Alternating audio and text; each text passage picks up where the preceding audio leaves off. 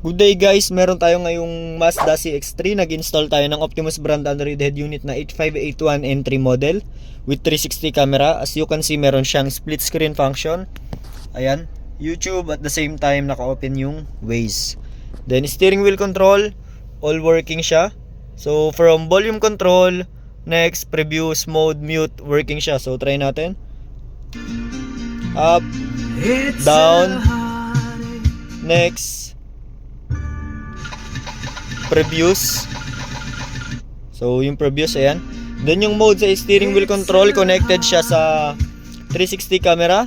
Yan, for example, pindutin mo yung mode, lalabas si 360. Then yung Android head unit natin, meron siyang cooling fan control.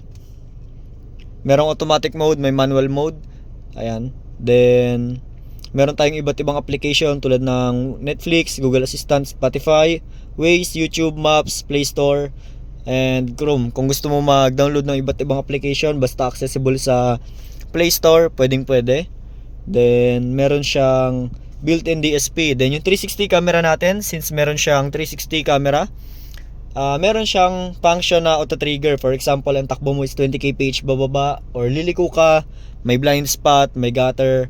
Pag nag-signal light ka, kitang-kita mo na yan. So pag nag-hazard ka naman, for example, magpa-park ka, kita mo yung left and right, then at the same time sa taas.